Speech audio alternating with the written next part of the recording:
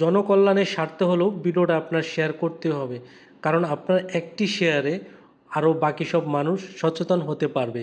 চলুন আমরা ভিডিওর মূল পর্বে ফিরে আসি। আপনারা এখন যে তিনজন মহিলাকে দেখতেছেন, মূলত এই তিনজন মহিলাকে নিয়ে আজকের ভিডিওটা।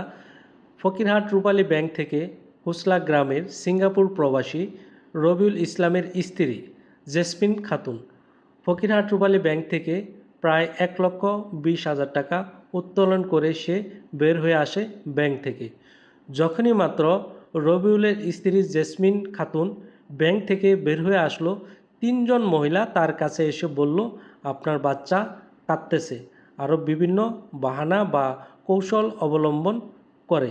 যখনই রবিউলের স্ত্রীকে বলল, আপনার ছেলে কাঁদতেছে, তখনই সেই কৌশল অবলম্বন করে তার ব্যাগ থেকে 1,20,000 টাকা নিয়ে পালিয়ে গেল তিনজন মহিলা।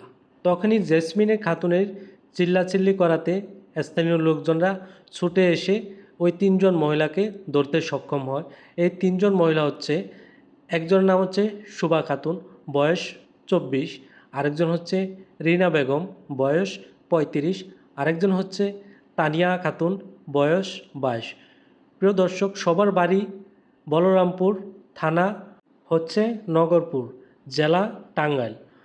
তো দর্শক বন্ধুরা, আপনারা এই তিনজন ছিনতাইকারীর পুরাই ডিটেলস আপনাদেরকে দিয়ে দিলাম। অবশ্যই আপনারা ভিডিওটা শেয়ার করে সবাইকে দেখার সুযোগ করে দিবেন, এবং কি আপনারা যারা আমার মা বোনরা আছেন, যারা ব্যাংক থেকে টাকা উত্তোলন করেন, একটু সাবধানে উত্তোলন করবেন। নেহেতো আজকে জেসমিনের খাতুনের মতো আপনিও একদিন পড়তে পারেন এইসব ছিনতাইকারীদের হাতে। তাই দর্শক বন্ধুরা, সবাই ভিডিওটা শেয়ার করে দিবেন, আর এই তিনজনকে যাতে আইনের আওতায় এনে তাদের একটি শাস্তির ব্যবস্থা করা যায় সে প্রত্যাশা করি। প্রিয় দর্শক বন্ধুরা, আরেকটি কথা বলতেই নয়, এই তিনজন মহিলার যখন তাদেরকে চেহারা দেখানো হয়েছিল, বিভিন্নভাবে তারা কান্নাকাটি বা বিভিন্ন অজুহাত দেখাইতেছিল তারা, কিন্তু আমাদেরও খুব কষ্ট হচ্ছে, কারণ মা বোন সবার ঘরে আছে। আজকে যদি এখানে আমাদের কেউ আত্মীয়স্বজন হতো, তাহলে হয়তো বা আমাদের কাছেও খারাপ লাগতো। কিছু করার নেই, ভুল থেকে মানুষের শিক্ষা। তো ওনারা যে ভুলটা করছে সবাই শেয়ার করে দিবেন, এবং কি আইনের আওতায় তাদেরকে তুলে দেওয়ার ব্যবস্থা করবেন, এবং কি যাতে দ্বিতীয়বারের মতো এইসব ধরনের ঘটনা আর না ঘটাতে পারে তারা। অবশ্যই দেখতেছেন তাদেরকে চেহারা যখন আমরা ক্যামেরার সামনে নিয়ে আসতে চেয়েছিলাম, ওনারা কিন্তু তাদের চেহারা দেখাতে চায়নি। হয়তোবা কোনো ভদ্রঘরের ফ্যামিলির মেয়েরা হবে এরা, তারপরও হয়তোবা কোনো সামরিক সমস্যার কারণেই এই রাস্তায় তারা নেমে এসেছে। আসলেও একটি কথা বললেই নয়, অভাবেই কিন্তু মানুষের স্বভাব নষ্ট হয়। দর্শক বন্ধুরা, ভিডিওটা আর লম্বা করব না।